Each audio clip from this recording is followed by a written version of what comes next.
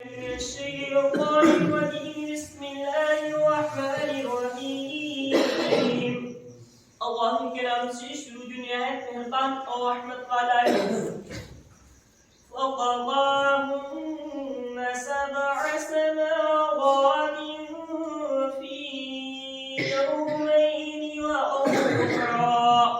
وَأَوْحَى فِي كُلِّ سَمَاءٍ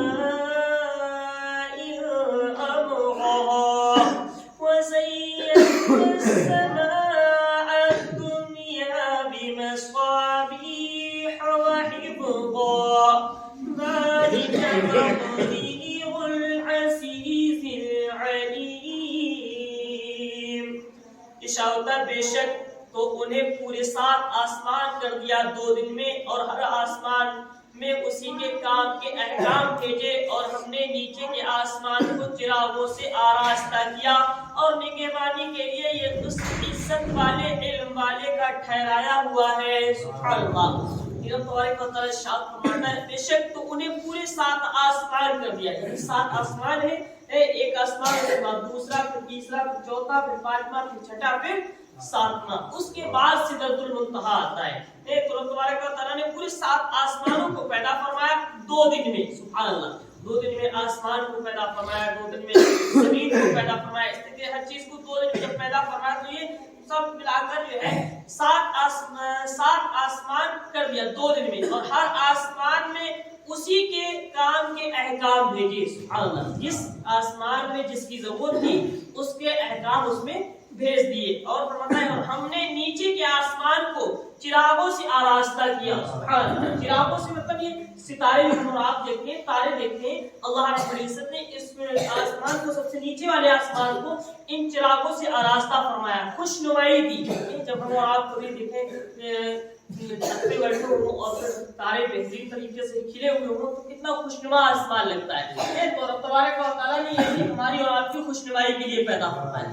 تو پہلے آسمان یعنی جو نیچے کا آسمان ہے، اللہ رب العزت نے اسے چراغوں سے آراستہ فرمایا، اور نگہبانی کے لیے، یعنی جو ہے رب تبارک و تعالیٰ نے اسے نگہبانی کے لیے پیدا فرمایا، اس پہ شیاطین گھس جایا کرتے ہیں، رب تبارک و تعالیٰ نے اسے قید فرما دیا، وہاں تک نہیں پہنچتے ہیں۔ رب تبارک فرماتا ہے یہ اس عزت والے علم والے کا ٹھہرایا ہوا ہے۔ سبحان اللہ۔ عزت والے نے یہ پیدا فرمایا، کس نے؟ میرے رب نے، عزت والا نے، رب تبارک و تعالیٰ نے یہ تمام چیزوں کو پیدا فرمایا۔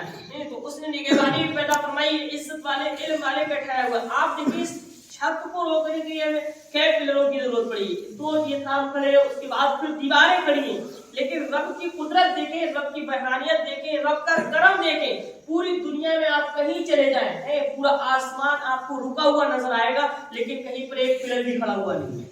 یہ اس کی حکمت ہے، یہ اس کی قدرت ہے، وہ جیسے چاہے ویسے روک سکتا ہے۔ ہم لوگ جو ہے زمین پر اندازہ لگاتے ہیں کہ آج زمین کس چیز پر رکی ہے، اس کے نیچے پانی ہے، پھر پانی کس چیز پر رکا ہوا ہے، اس کے نیچے کچھ اور ہوگا، پھر وہ کس چیز پر رکا ہوا ہے۔ آپ لوگوں نے دیکھا وہ لوگ پتہ نہیں کیا کیا کہہ رہتے ہیں کہ گائے کس چیز پر رکا ہوا ہے، کوئی مچھلی پر رکا ہوا ہے، کوئی کسی پر، کوئی کسی پر۔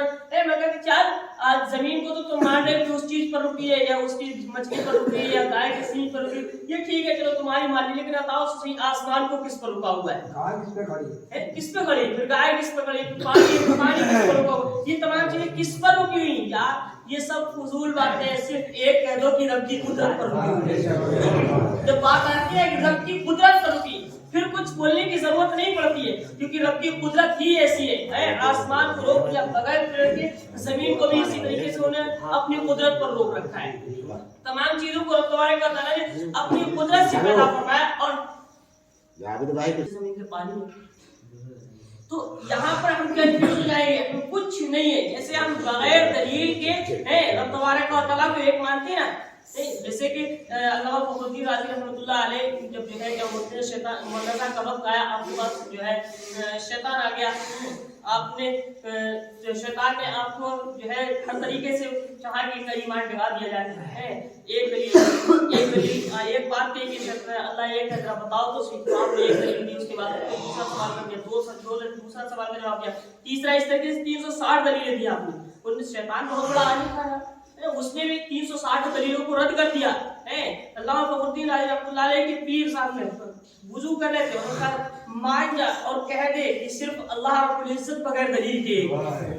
جب کہا بغیر دلیل کے ایک ہے، شیطان فوراً ہی بھاگ گیا۔ پیر اس لیے بھی ضروری ہوتا ہے، موت کے وقت بھی رہنمائی فرما دیا، پیر اس لیے ضروری ہوتا ہے۔ تو موت کے وقت جب رضا کا وقت آیا تو انہوں نے کہا صرف اللہ بغیر دلیل کے ایک ہے، تو بس یوں کہہ دیجیے گا کہ یہ ساری چیزیں جو ہے کسی نہ کسی چیز پر رکی ہے وہ ٹھیک ہے، لیکن سب باتوں کو ختم کر کے ایک بات کہہ دیا کہ رب کی قدرت پر رکی ہے۔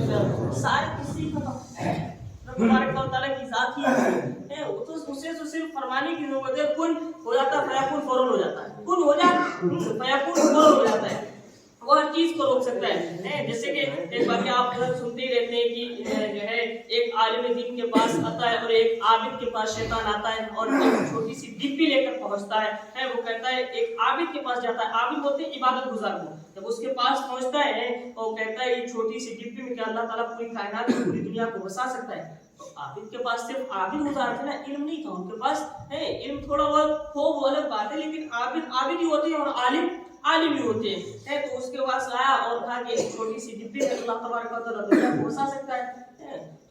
اب دماغ چکر میں پڑ گیا، پڑے ہوئے نہیں تھے، تو کہا اس چھوٹی سی ڈبی میں دنیا کیسے بسا سکتا ہے اللہ تعالیٰ؟ پھر جب اتنی بات کہہ دی ایمان چلا گیا، ایمان چلا گیا۔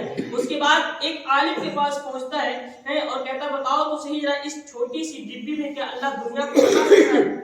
تو انہوں نے کہا کہ مجھے شیطان معلوم ہوتا ہے، یعنی چھوٹی سی ڈبی کیا ہے، اللہ تبارک و تعالیٰ سوئی کے ناکے برابر جگہ میں دنیا کو پیدا فرما سکتا ہے۔